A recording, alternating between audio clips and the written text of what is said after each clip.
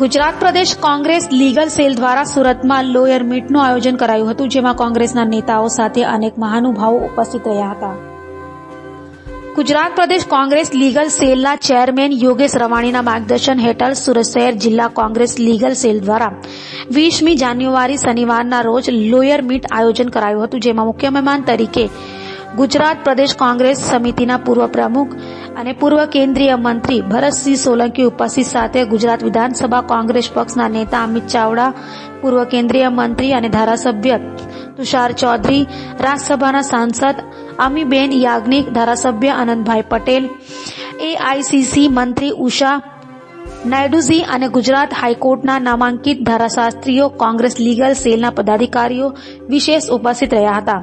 તો સુરતમાં લોયર મીટનું આયોજન કરવામાં ગુજરાત પ્રદેશ કોંગ્રેસ લીગલ સેલના કન્વીનર બળવંત સુરતી અને સુરત શહેર કોંગ્રેસ સમિતિ લીગલ સેલના ચેરમેન અજય ગોંડલિયાએ જહેમત ઉઠાવી હતી. મારું નામ એડવોકેટ મયંક કુમાર કાંતિલાલ ચૌહાણ છે. હું અમારા કોંગ્રેસ લીગલ સેલનો વાઇસ ચેરમેન છું.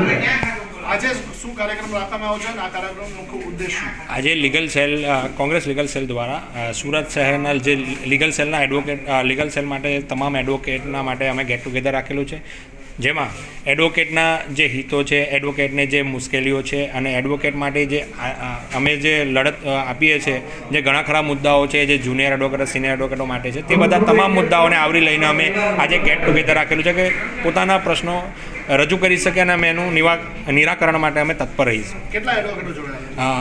હાલમાં 500થી વધુ એડવોકેટો જોડાઈ રહેલા છે અને ઘણા ખરા એડવોકેટો પોતાનું કામ પતાવીને આજરોજ રનિંગ દિવસ હોવાથી આવી રહ્યા છે અને આવશે, અમારી એવી આશા છે. મુખ્ય મહેમાન અમારા હાઈકોર્ટના જે રવાણી સાહેબ છે, અમારા જે ચેરમેન છે તે છે, અને અમારા હાલમાં જે સુરત શહેરના ઘણા ખરા પદાધિકારીઓ તે પણ પધારેલા છે.